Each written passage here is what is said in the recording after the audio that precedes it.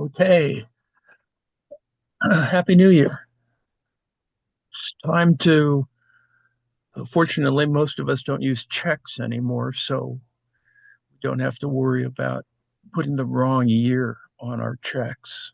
Um, anyway, first world problems. Welcome to This and That.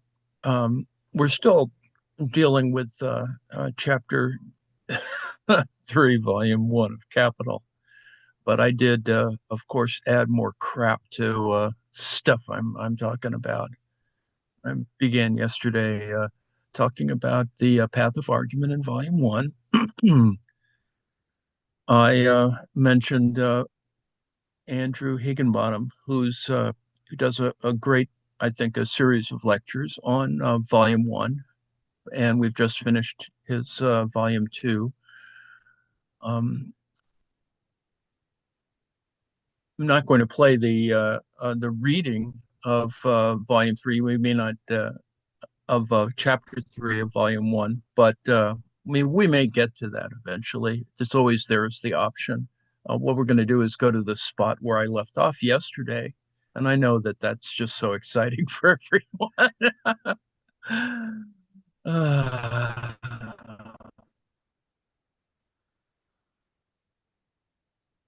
been using Ed George's notes to Chapter Three, and it I think it's a worthy topic. It's worth considering. It does it in a fairly compact way and raises the key questions that will continue for decades. That is, are values the same as prices or vice versa? Um, that's ostensibly the transformation problem, and it will come back to haunt everyone. And lest you think I wasn't doing anything yesterday, or I read more stupid articles on the same problem. Uh, so, as we will recall, chapter 3 is on money or the circulation of commodities. It is a return to a topic that will become probably immortalized in certain ways. The idea that money there is money is a commodity. It functions as a kind of commodity, which is why Marx starts the book talking about commodities. It is the way that you can use a sort of covering term or a collective term to enable one to think in abstract ways about everyday life. Everyday life in a capitalist economy is ruled by commodities. It is ruled by the means of our subsistence. We just don't go out and, or most of us don't go out and, forage and kill for our meals. Rather, we go, to the market. And that's kind of the key element is that commodities rule our lives. The point that Marx is trying to suggest, and not to suggest that we sort of eradicate everyone, although I think in the, say, ideals case, um, a future society might have no such thing called money. Uh, but well, we're not there yet. It's pretty clear that we're not there yet. Anyway, chapter 3, by looking at commodities in circulation, commodities confronting other commodities in repeated cycles of exchange, essentially looks at the functions of money. And to follow Marx's arguments, it's necessary to make a general point first. In the circulation of commodities, money, here in the form of gold, performs two functions, or perhaps money is a complex of two different things, as a measure of value and as a standard of prices. In the former role, which is categorically fundamental, the exchange value of all commodities is expressed in terms of a definite quantity of gold. In the second, a necessary if categorically trivial function, the need arises to measure finite quantities of gold in its function as measures of value. In the first function, gold functions as exchange value, in that to operate as a measure of value, it must too be a product of labor. In the second, gold functions as use value in function of its intrinsic properties. So there are three parts. First, there's looking at money through its functions. Second, looking at money's role through the circulation of commodities. And finally, looking at the forms that accrue to money in the circulation process. So we trundled through functions of money yesterday. Money as the measure of the commensurability of commodities in exchange. Commensurability is about a kind of, well, it could be comedy, it could be comity, it could be, how things are alike in some ways. The issue of incommensurability, particularly for things that are, theoretical, are that contradictions build up if you believe in the Thomas Kuhn sort of idea about incommensurable things. That is, that if you believe that there's a system of ideas that we sort of agree on, that is in what Thomas Kuhn was talking about in terms of a community of scholars that believe sort of a common thing, you begin to see that there are incommensurable things, that the contradictions build up, which is very Marxian, but Kuhn doesn't refer to Marx. The idea that a dominant idea, the Earth at the center of the universe, of the known universe, is problematic, particularly because the math doesn't work very well relative to the sun. And so at some moment, you have to sort of go, well, none of our math works. And so we've got to kind of, maybe there's going to be a shift of some kind, a set of ideas where things become incommensurable. There's so much of a problem that we have that we're always going to wind up in the wrong place if we go sailing, for example. All of our charts and whatever are problematized by assuming that the sun just orbits around the Earth, and that's a kind of incommensurable problem, particularly when it means whether you're going to arrive at your destination or not. So commensurability is the kind of agreement of all of these things. Now, to follow Marx's reasoning in this chapter, it'd be useful to recall the simple equation of value that we saw in chapter 1. And we'll see this constantly referred to, X of commodity A equals Y of commodity B. And to recall that this equation fundamentally says that Y quantity of commodity B as a use value is the expression of the value of X quantity of commodity A. In other words, the value of commodity A can only be expressed as a quantity of another commodity in an exchange relation. A number of important conclusions follow once we substitute for commodity B the universal equivalent commodity, that is, the commodity which, through this function, comes to act as money. See, money smooths the commensurability in that sense. Now, the first is that money, and Marx's assumption in this chapter is that the money commodity is gold, contrary to popular assumption, does not make commodities commensurable and hence exchangeable. They are, insofar as they exist as objectified human labor. So anyways, it is the very commensurability of commodities that allows one to play the role of universal equivalent, i.e. that allows one commodity to exist as money. So there's something that sort of connects all these things together, or allows the kind of transfer that allows exchange to occur. And in this case, we call it money. It could be something else, whatever, but I mean, and in fact, in some economies that could be the case. And in fact, we make lots of, other kinds of language like references, loonies, bucks, simoleons, whatever. Commodification is not a function of money. Money is a function of commodification. In other words, it's just, as I just said, we could go to some other arbitrary thing. And in this particular case, it's this abstract idea called money.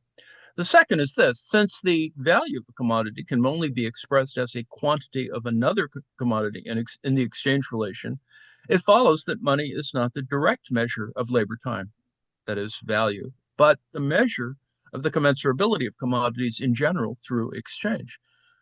To say that the equation X commodity A equals Y X commodity A equals Y gold is the direct measure of labor time embodied by commodity A would be to commit a tautological error, an error that arises from the failure to see that commodities cannot exist in abstract isolation, that a commodity can only be a commodity if it's produced within a social division of labor in order to be exchanged with other commodities. On the other hand, you could be like Goldfinger and sort of work out a way that you can make a kind of profit from making it radioactive.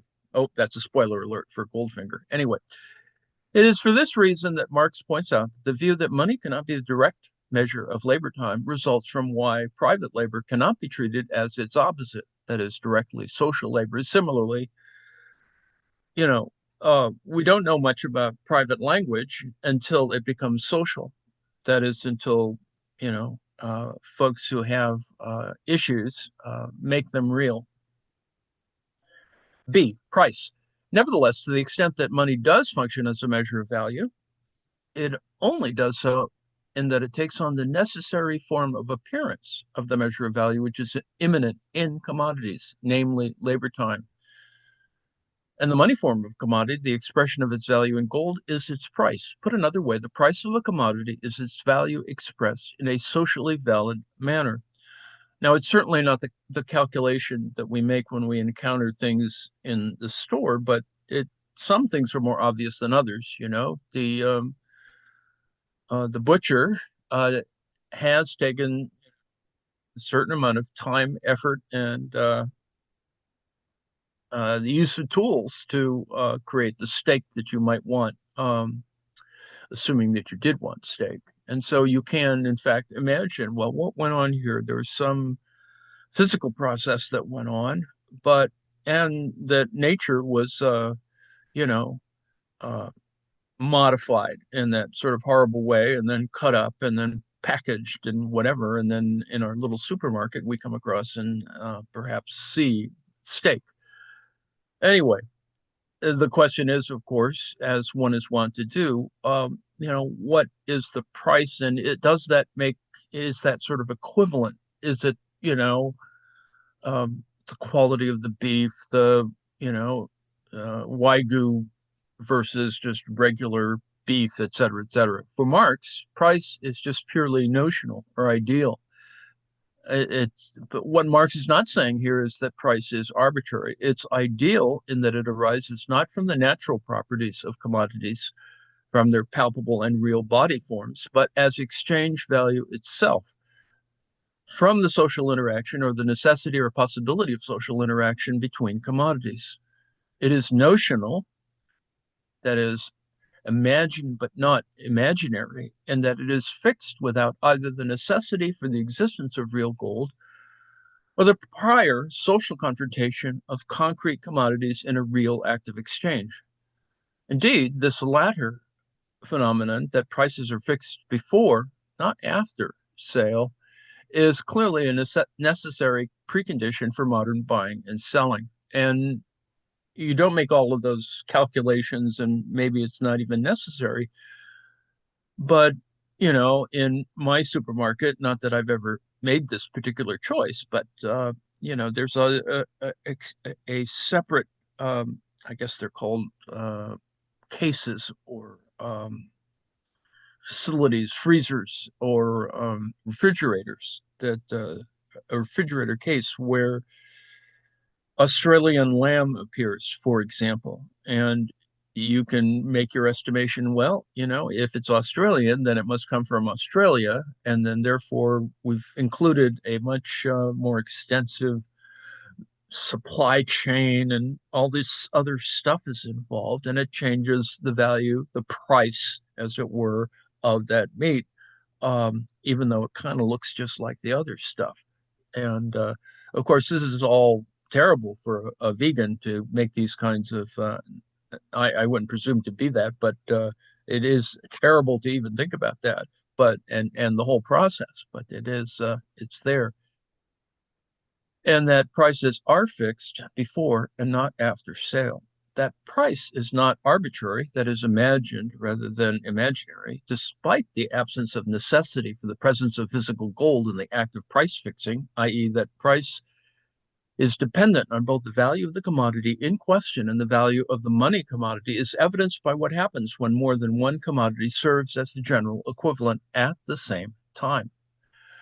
Commodities have as many different prices as there are general equivalents. Such a state of affairs proves unstable and prone to crisis. And historically, what happens is that one commodity, normally gold, drives out the other equivalents. Noting, of course, that Marx relied on this kind of general use, and it's easy to explain. It makes capital easier to explain by resolving things down to gold. But he knows ultimately that that's not truly the case, and uh, we don't reduce those things to that. And in the modern world, as I mentioned before, the fact that we had steel pennies in during World War II is sort of an example of that, a crass example.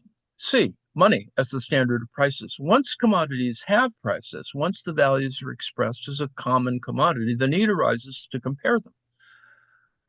From the necessity for quantitative distinction, which follows the process of qualitative homogenization, derives money's second and subsidiary function as a standard of prices. The origins of this are revealed by the fact that traditionally the names of the standard units of metallic currencies, pound sterling, for example, derive from the previously existing weights, in turn dividable into aliquot parts of the precious metals. Concrete prices tend thus not to be expressed in, say, X quantity gold, but in X pound sterling. Over time, the meaning of the terms referring to the weight of the precious metals and to the monetary units diverge. Thus, the monetary pound, indeed originally a pound weight of silver, and the pound of weight are today different terms. And D, which is probably the more important element, it is the fetish-like character of money. I've showed Scrooge McDuck's money bin in that particular context. There's a clear element of fetishism here. Fetishism in the sense that Marx discussed it in chapter 1. The development of the technical function of money, its function as a standard of prices, finally obscures both its own origins and the fundamental function of money as a measure of value. That money is a matter of pure convention and the fundamental function of the former universal validity leads to the money prices to be regulated by law, and also parenthetically to take on a national character, loonies, a process that in turn can only intensify money's fetish-like nature. E, value and price. Price, as we've seen, is the money name of the labor time objectified in a commodity. But we are dealing here with a mode of production whose laws can only assert themselves as blindly operating averages between constant irregularities. Concrete labor performed only becomes social as a result of exchange after and not before, as Mandel says, post festum. We were at pains earlier to assert that price was notional or imagined. As the notional expression of value, it only finally realizes itself in exchange. In other words, it and this is sort of fundamental to the idea, is that it's not about the money burning the hole in our pocket. It is about the burning the hole. It is that you want to keep it liquid or fluid or working. The asymmetry between price and value means that it's not guaranteed that a commodity will realize the price that conforms with its actual value. Without developing the point, Marx notes that the possibility that the true price may not be realized is a feature of the somewhat elastic relationship between price and value, and is not only intrinsic to the mechanism, but insofar as it plays a functional role within it, is a virtue and not a defect. Let us also note here that the disjuncture involved in the relation between price and value also leads to the phenomenon of prices being attached to things that have no value, uncultivated land, honor, conscience, virtue, and so on.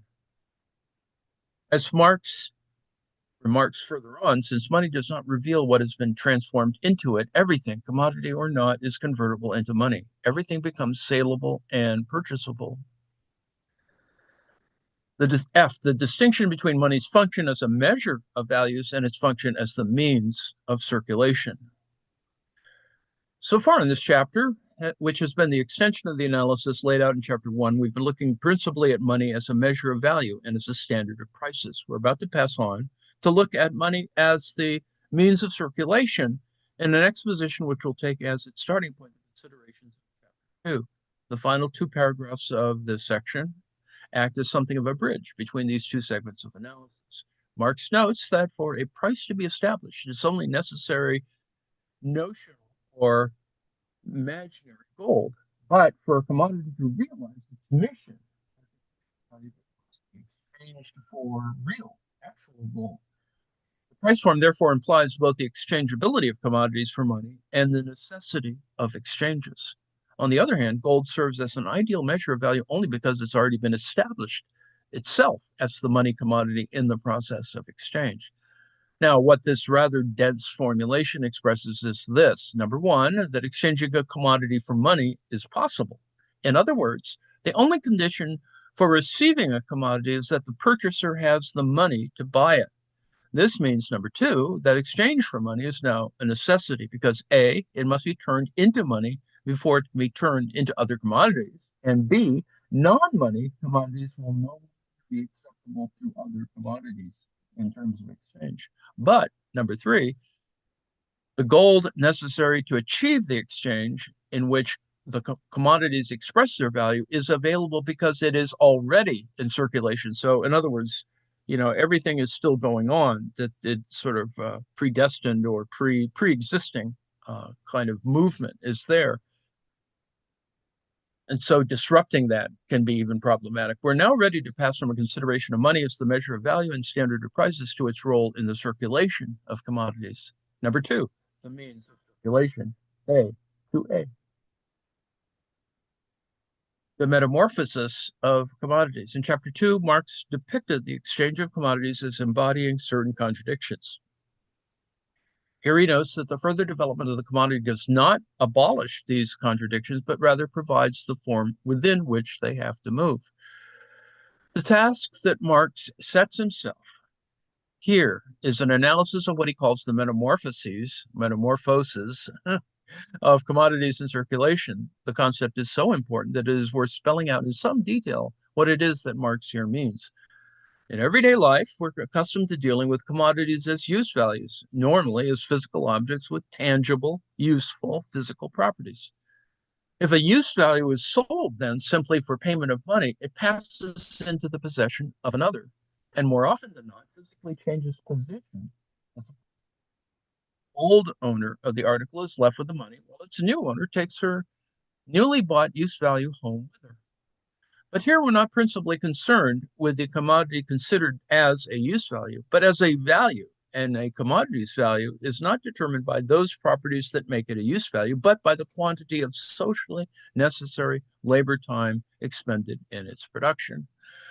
Now, instead of thinking of our commodity as a use value, as a physical object with a set of tangible use, we shall, with a physical object with a set of tangibly useful properties, we shall think of it as a value, as a bundle of abstract human labor. Now, what happens to this bundle of labor when it is sold? Before the sale, the bundle of labor exists in the form of a commodity, of a use value. In the physical form, let us imagine, of a television set. I sell my television set to my next door neighbor, and as we've noted, I'm left with the money she's given me. And she takes the television home with her. This is the sale, if we think of the television as a use value. But we need to think of the television as value, big V value, and strip away all of its use value, all of its televisionness.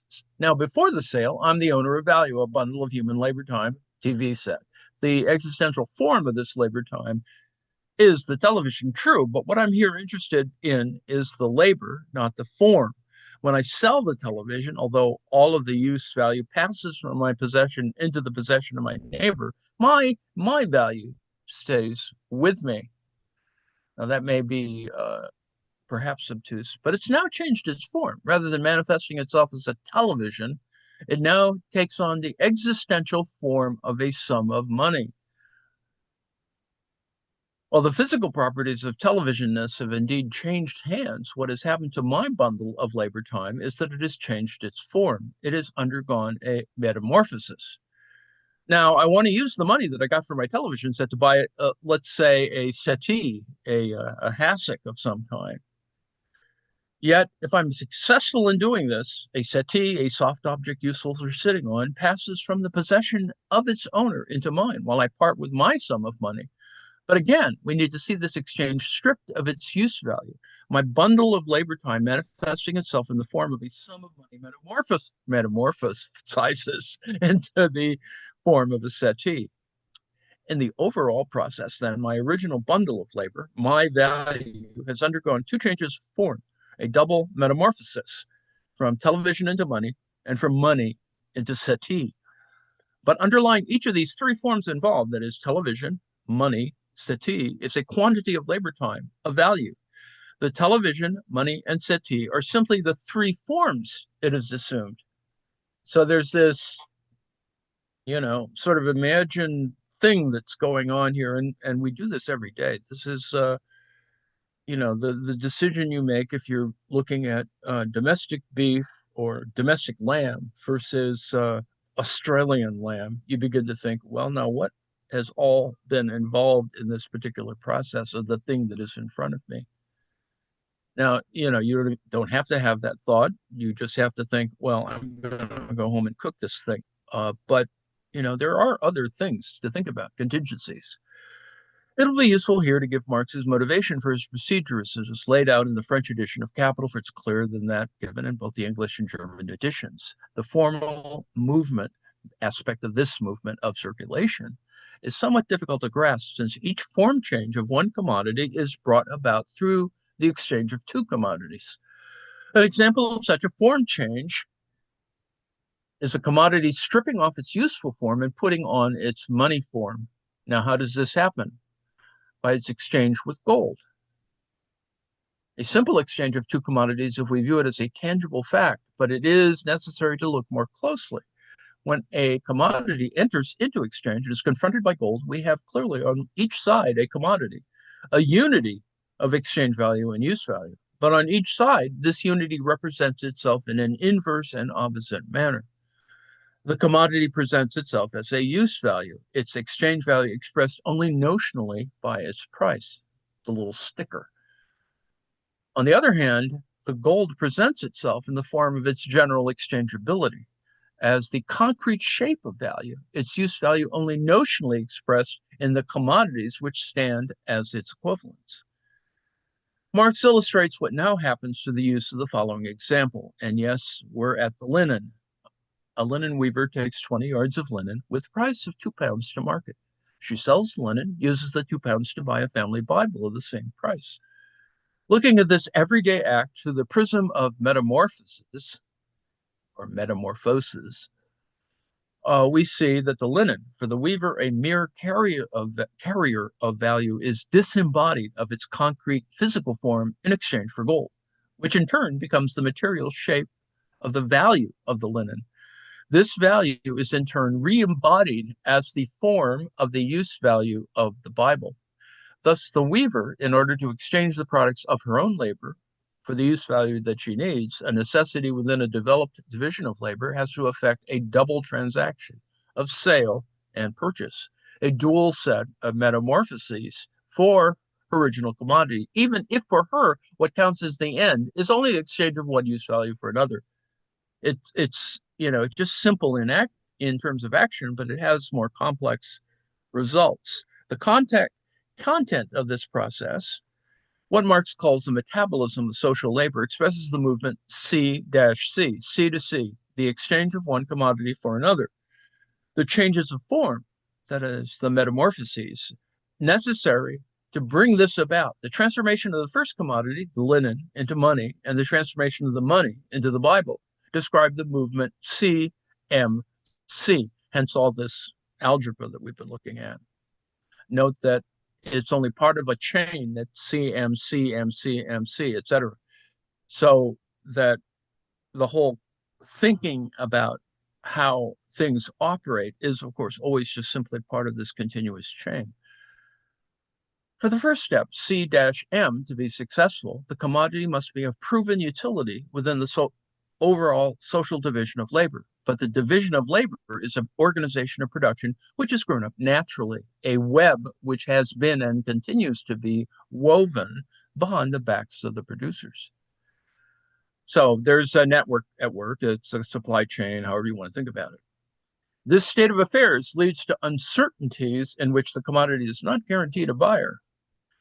Marx enumerates a number of possible situations in which C-M may not be successfully realized, amongst which we find the commodity may be the product of a new type of labor, which may be intended to fill a new need, or may already existing branch of production. As a consequence, find a market not yet sufficiently ripe for it. The need for the commodity may have already been filled by other suppliers, in which case a surplus of social labor has been expended on it. In these cases, of course, the commodity may wind up being sold, but not for its price, the exponent of the magnitude of its value. And finally, the commodity may have been produced under now out-of-date technical conditions, which results in the labor time embodied in it being beyond that social necessity. And of course, there's the complications of examples. It could be that certain things called industrial waste become toys, and then you begin to share this with people without thinking, of course, that there might be externalities when you start using something that is, on the one hand, industrial waste for children's toys. Nevertheless, the case is that the very division of labor, which turns producers into independent private producers, which also makes the social process of production and social relations between the producers independent of their conscious intervention, at the same time forces them into a system of mutual material dependence. Insofar as the division of labor forces the conversion of the product of labor into a commodity, and thus necessarily its transformation into money, it also makes it a matter of relative chance whether this transformation occurs at all, and even if it does occur without loss or accretion of the substance of value during that market. The division of labor converts the product of labor into a commodity and thereby makes it necessary its conversion into money. At the same time, it makes it a matter of chance whether this transubstantiation succeeds or not. And of course, transubstantiation here is, Marx's little joke on religion and why he uses the idea of the Bible, of course. This is, of course, also Ed George editorializing. Let us note parenthetically here that the division of labor Marx refers to as that specific to commodity production. Earlier, he made the following point: the totality of heterogeneous use values or physical commodities reflects a totality of similarly heterogeneous forms of useful labor, which differ in order, genus, species, and variety. In short, a social division of labor. This division of labor is a necessary condition for commodity production, although the converse does not hold. Commodity production is not a necessary condition for the social division of labor. Only the products of mutually independent acts of labor carried out in isolation can confront each other as commodities. For the rest of the exposition, we're going to assume that the exchanges have been realized successfully in their pure form, because otherwise we have all these contrary examples or problematic examples to think of. When the weaver sells her linen, she has her commodity replaced by gold, and the buyer her gold replaced by linen. Sale is not barter. It is not a transaction involving two use values, but the realization of a commodity's own value in money. Direct barter, C to C, C-C, is symmetrical. Sale, C-M, is not. From the point of view of what happens to the money, what is involved here is the realization of its use value. But this single process, because of being asymmetrical, has two aspects. It is both C-M and M-C at the same time, both sale and purchase. So commodity money form, and then money form back to commodity. And so for a commodity owner to own the product of alien labor, it's necessary for her to have already alienated the product of her own labor. That is for gold, that is to have money, which comes into her possession from another different sale from another C-M, which is then again another M-C. The sale of the linen is the starting point of a movement which leads to the purchase of the Bible, the first phase of a cycle of CMC. But the purchase of the linen is also the concluding phase of a separate cycle, which began with the sale of another commodity, let's say wheat, necessary to obtain the money with which to buy the linen. The first metamorphosis of one commodity, its transformation from the commodity form into money, is therefore invariably the second and diametrically opposite metamorphosis of some other commodity, the retransformation of the latter from money to a commodity. Marx makes the point that while a commodity producer produces a single commodity, she will have many needs. Hence, a sale leads to many purchases of different commodities. The concluding metamorphoses of a commodity thus constitutes an aggregate of the first metamorphoses of other commodities. Marx now summarizes the movement CMC is intrinsically and necessarily linked with other similar movements. The complete metamorphosis of one commodity is also necessarily the second phase of the metamorphosis of another commodity and the first phase of the metamorphosis of a third. Gee, it's just like the dialectic, right? Thesis, antithesis, synthesis. The whole process is what constitutes the circulation of commodities. In a passage of fundamental importance, Marx now contrasts the circulation of commodities as a whole with simple barter and concludes that the two phenomena differ not only in form but also in essence. The weaver has undoubtedly exchanged his linen for a Bible, his own commodity for someone else's, but this phenomenon is only true for him. The Bible pusher who prefers a warming drink to cold sheets had no intention of exchanging linen for his Bible. The weaver did not know that wheat had been exchanged for his linen. B's commodity replaces that of A, but A and B neither normally nor necessarily mutually exchange their commodities. We see here on the one hand how the exchange of commodities breaks through all the individual and local limitations of the direct exchange of products and develops the metabolic process of human labor. On the other hand, there develops a whole network of social connections of natural origin, entirely beyond the control of the human agents. The process of circulation, therefore, unlike the direct exchange of products, does not disappear from view once the use values have changed places and changed hands. The money doesn't vanish when it finally drops through the series of metamorphoses undergone by a commodity. And the complete metamorphosis of the linen, for example, linen, money, Bible. The linen first falls out of circulation and money steps into its place. Then the Bible falls out of circulation. And again, money takes its place. When one commodity replaces another, the money commodity always sticks to the hands of some third person. Circulation sweats money from every pore. Marx now restates his analysis of the circulation of commodities in the form of a refutation of Say's law. Marx concludes that the identity of sale and purchase, that every sale is the purchase and every purchase is sale, means that the process, if it reaches fruition, constitutes a point of rest, an interval, short or long, in the life of the commodity. Since the first metamorphosis of a commodity is at once a sale and a purchase, this partial process is at the same time an independent process in itself. But why is this independent process only partial? Because it is asymmetrical. The buyer has the commodity, the seller has the money, i.e., a commodity which remains in a form capable of circulating. But while no one can sell unless someone else purchases, no one directly needs to purchase because he has just sold in this way.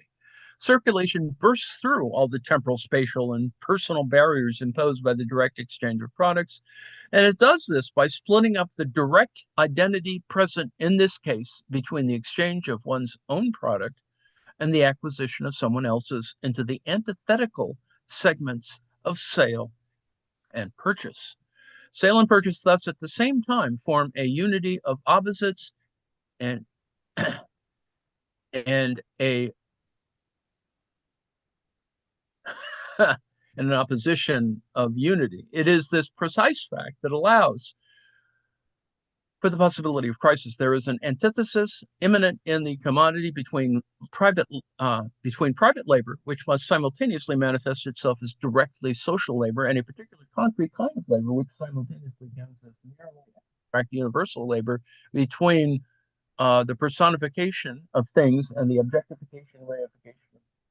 And the antithetical phases of the metamorphosis of the commodity are the developed forms of motion of this imminent contradiction. The circulation of money and the subsection on the movement of money. Nevertheless, up till now, we've looked only at the circulation of commodities from one perspective, that of commodities themselves. We now need to consider the same process from the point of perspective of money. If the complete metamorphosis of a commodity, CMC, forms a cycle, the consequence of this is the exclusion of money from the cycle. The money is imparted a movement which, through the constant and monotonous repetition of the same process, takes the form of a constant removal from its starting point, a path followed from the hands of one commodity owner to another. This gives rise to misleading appearances. The result of the circulation of commodity, namely the replacement of one commodity by another, appears not to have been mediated by its own change of form, but rather by money as a means of circulation. And although the movement of money is merely the expression of the circulation of commodities, the situation appears to be the reverse of this. Mainly, the circulation of commodities appears to be the result of the movement of money.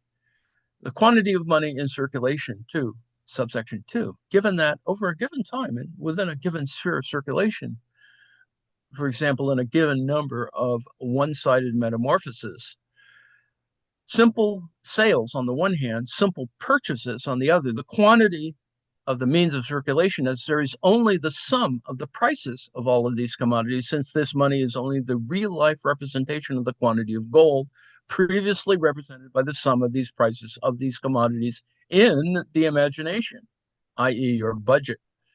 But given a constant value of commodities, prices vary in accordance with the value of gold, or whatever material serves as the general equivalent, rising as it falls, falling as it rises. This occurs as by virtue of gold's function as a measure of value.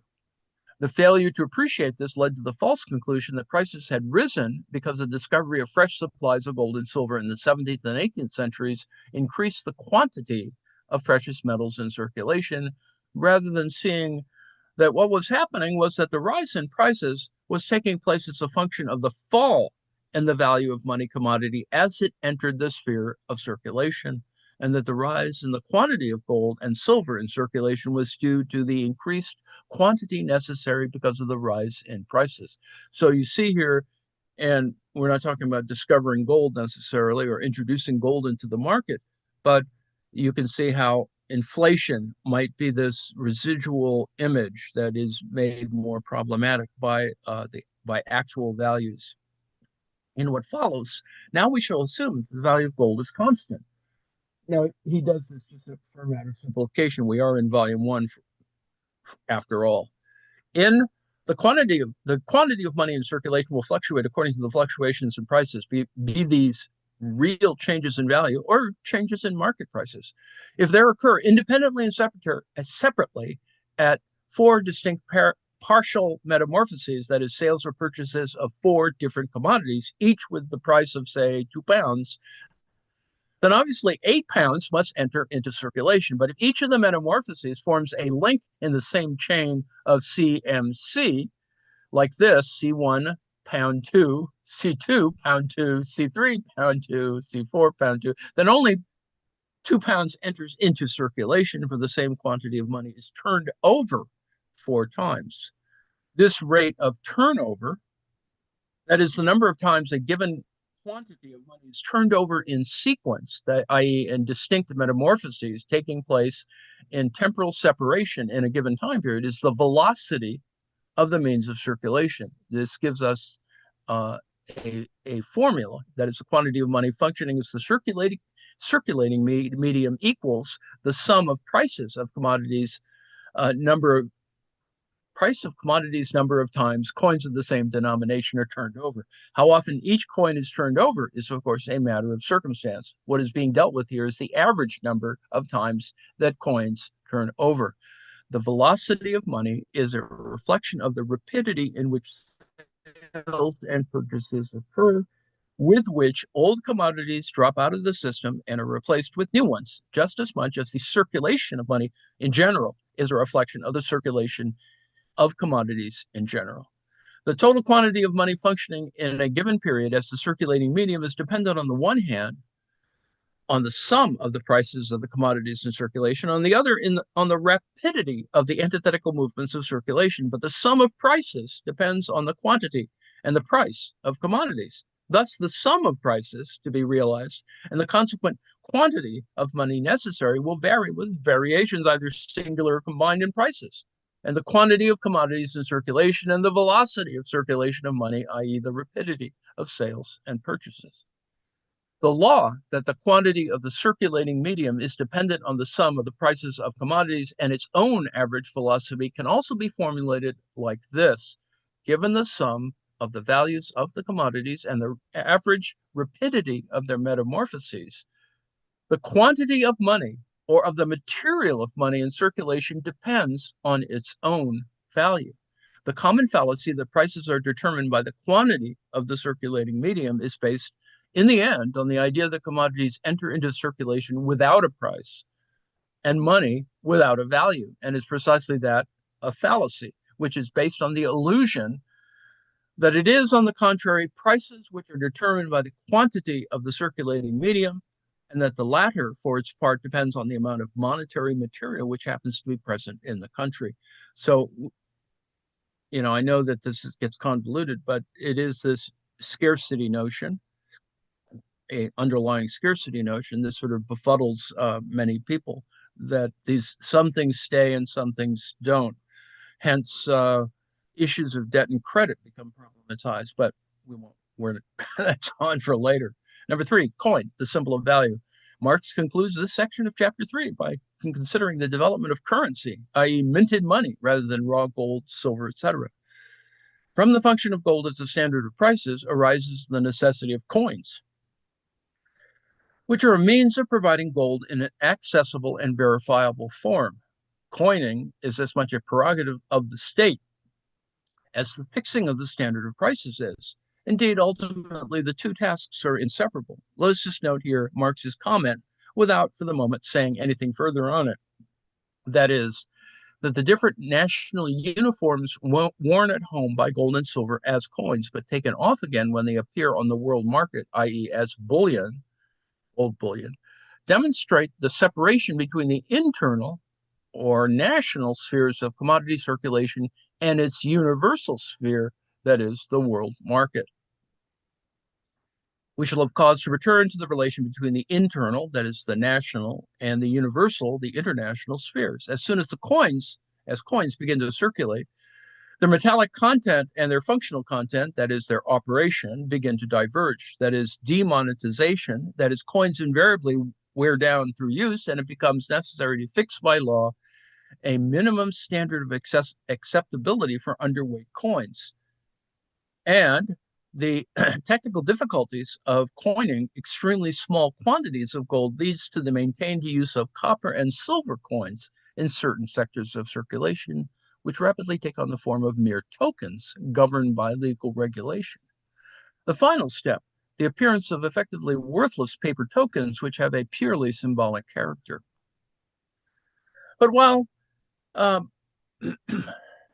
tokens in general and paper money specifically can only function as money, i.e. in replacement of gold, insofar as it really represents gold. But while it evidently is possible for gold to be replaced by effectively worthless symbols of itself, why is it in fact possible? Fundamentally, the answer to this lies in the multiple functions of money, as itself as a measure of value in which it functions in accordance with its own value, and in its role as means of circulation. In this process, which continually makes money pass from hand to hand, it only needs to lead a symbolic existence, as functional existence, so to speak, absorbs its material existence.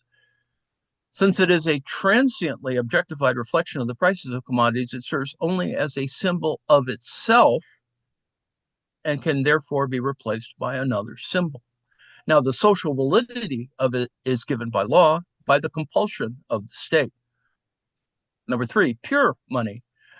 Money, as we've seen, performs the double functions of measure of value and standard prices. Any commodity which performs both of these functions is money, but by being money, it also accrues to itself a number of other powers as a consequence. Marx concludes chapter 3 by enumerating three of them and alluding to a fourth. The first one, hoarding. The cycle of sales and purchases, the continuous circular movement of the two antithetical and asymmetrical metamorphoses of commodities appears in the form of an increasing turnover of money in circulation. But once the metamorphoses are interrupted, once sales are unsupported by subsequent purchases, money is precipitated out in the form of a hoard. In the early stages of commodity production, surplus use values are converted into petrified money. Hoards of gold and silver themselves become symbols of wealth, the money bin. As commodity production develops, hoards develop at all points as a reserve for the commodity producer while she makes her living or for emergencies. Thus, everybody, to some degree, must sell without buying, just as the producers of gold and silver themselves buy without selling. Alongside this natural tendency to hoard also develops the greed for gold, but this greed is less a psychological tendency, although it is this too, than an extreme manifestation of the contradictions of commodity production. Under more developed commodity production, gold represents not simply luxury, but all material wealth. Gold gains its modern attractiveness precisely because of the attraction it exerts on all other things. Thus, social power becomes the private owner of private persons. Ancient society denounced it as tending to destroy the economic and moral order. Modern society greets gold as the glittering incarnation of its innermost principle of life. Nevertheless, the miser finds himself trapped by the contradictions commodity production imposes. No more gold can be drawn from circulation than commodities are thrown into it. The more she produces, the more she can sell. The less she can buy, the more she can hoard. But once begun, hoarding is a labor without end, since the qualitative universality of gold is only matched by its quantitative limitness. For the miser, then, the watchwords are work, thrift, and greed without end. Hoarding is not, however, an aberrative activity in a commodity producing economy. Owing to the constant fluctuations in the extent and rapidity of commodity circulation and the prices of commodities, the quantity of money in circulation must be capable of expansion and contraction in order to meet these ebbs and flows. This requires an overall presence of gold and silver in quantities greater than that actually functioning as coin. Hoards thus act as something of a reserve army of currency, hence gold held in depositories. B, means of payment. In the direct form of commodity circulation we've seen so far, commodity and money had to be present at the same time and in the same place. But this is not necessarily essential for commodity exchange. With the development of commodity production arise circumstances in which the alienation of the commodity and the realization of its price become separated in time. eBay. Maybe one type of commodity requires a longer, another shorter time for its production. Maybe one is sold locally, another far away. Maybe when the same people repeatedly carry out the same transactions, the synchronization of money and commodity becomes unnecessarily bothersome. In other circumstances, the use of certain commodities is sold for a definite time period, housing, for example. Only after the expiry of the date does the buyer receive the use value of the commodity. One of the more important commodities, which is not paid for until after it has been fully delivered, is, of course, labor power. In any case, what has happened here is that buying and paying have become separated. Money, because it is money, functions specifically here as a means of payment rather than a means of purchase. This phenomenon, incidentally, is another reason why commodity producers are compelled to build up hoards, i.e. inventory. Money here now acts first as a measure of value through the determination of the price of the commodity to be sold. Second, as a notional means of purchase in the form of a promise to pay, itself sufficient to cause the commodity to change hands. The parallel between the function of money as a means of payment and its function as a hoard is clear. The hoard appears when the process of commodity metamorphosis stops short as the converted shape of the commodity is withdrawn from circulation.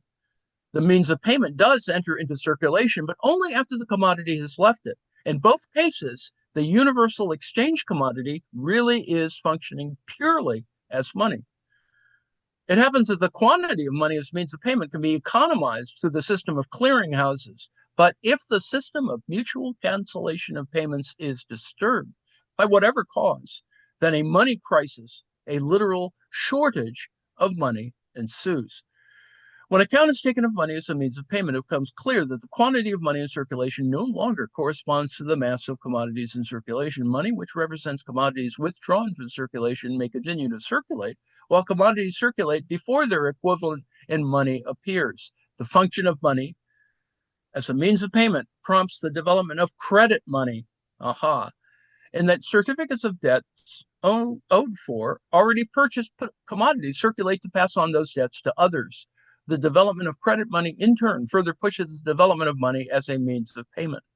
In turn, the development of commodity production prompts the function of money as means of payment to enter into all spheres, that is, beyond the mere circulation of commodity, that is, rents, taxes, etc., become converted from payment in kind to payment in money. This, in turn, has a corroding effect on existing pre-commodity modes of production.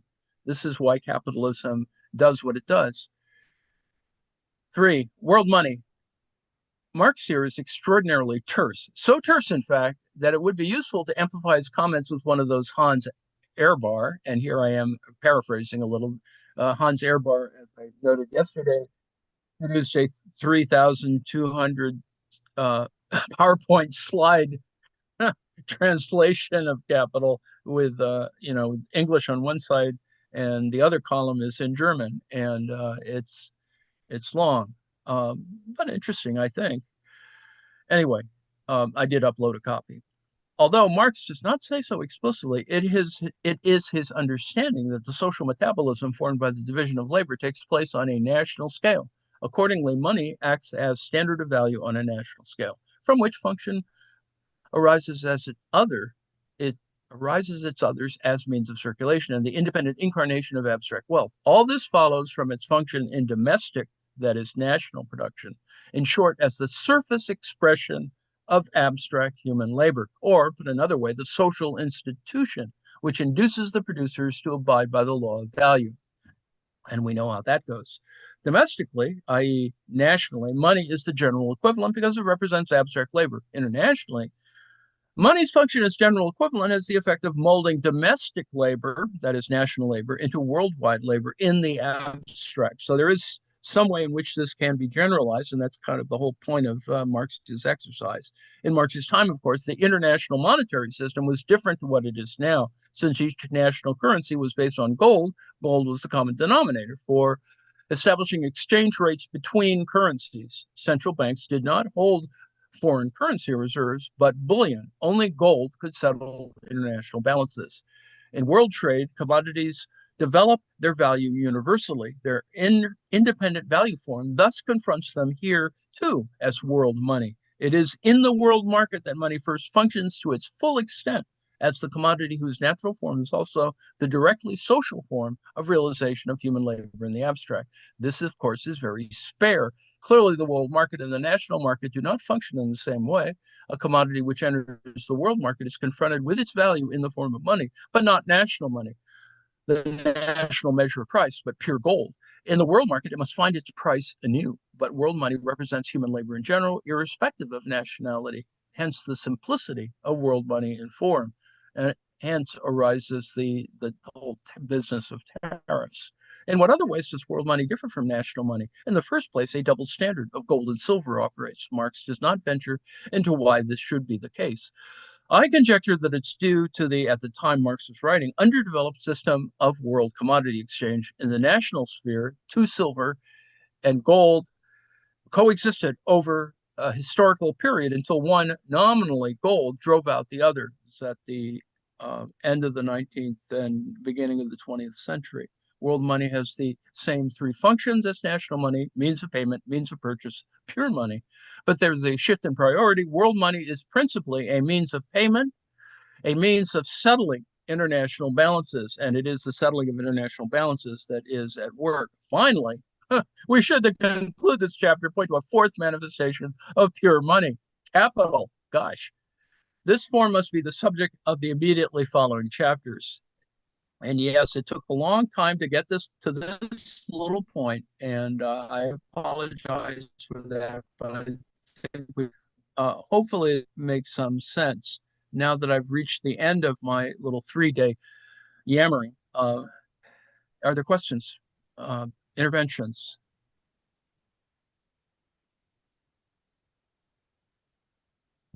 Is money bad, or what? What's the takeaway here? Just money's there. It just intervenes, and sometimes in bad places, in good places, whatever. It's universal, but it also has issues. Let's just put it that way. It's fungible in that sense. Is there an As we alternative method of exchange? There are alternative channels of exchange. We could say that the informal economy is probably more significant than people think. I mean, trillions of dollars. They used to estimate it as much less than that, but all this money changing hands without sort of reconciliation. That is money that's being stored in off off country offshore accounts, uh, money being hidden in other things that hold a certain kind of value. And in fact, some people have their wealth in gold simply because it allows you to stabilize. It's a diversified portfolio, if you want to think of it in those kind of terms, which is a hedge, as they say, against inflationary or deflationary movements. Doesn't mean that you put everything in gold, but like Donald Trump putting $4 billion, $4 billion, and with a B, in of a Trump media technology group value or worth in a trust, quote unquote, is some way that he, in an illusory way, thinks he's keeping $4 billion. The reality, of course, is that if it goes bankrupt, he's sort of left with very little. 4 billion of one penny probably is worth something. Not the same though. But that could be the fact that uh, you know each measure of uh, Trump media Trump Media Technology Group stock, or $ DJT, could be worth fractional pennies on the dollar by the time it finally occurs, the crash finally occurs, because it doesn't make any money. It's made what, $1 million maybe in a year, on this cap price of, I don't know, anywhere between 6 billion and $2 billion, so whatever. Yes, other value is out there. Other things are exchanged. People do trade in other things. People hoard in other things. For example, and they do it for irrational reasons. I think for pathological reasons. For example, I'm going to put up something soon on a story about how mainly because an artist decided that they would produce something to help represent a stolen Caravaggio. There's a Caravaggio in a church in Palermo, I think. And if you know anything about Palermo, Palermo is in Sicily, and Sicily is the home of or a home of the mafia. And apparently, the Caravaggio got sliced out of its place in the church because it wasn't a mural, certainly, and rolled up and taken away. And for the last several decades, has been passed back and forth among members of the mafia, some of whom like bragging that they have it, some of whom drag it out to do stuff, have picnics on it, whatever. And so it's wandering around there somewhere, and the cops, of course, are at great pains to try and figure out what's happened to it. Needless to say, I suppose it has a value, but since it has not been resold um, in any shape, form, or manner, although one mafiosi decided that he could sell portions of it, which I assume that didn't go anywhere. Um, not unlike selling the portions of the suit that Trump was wearing when he got supposedly shot or shot at in Butler, Pennsylvania. Uh, that Trump tried to sell. And I don't know how many of those that he sold, but that's certainly fetishism in the main. So similarly, the Caravaggio has not returned to its place, but many people, have replaced it.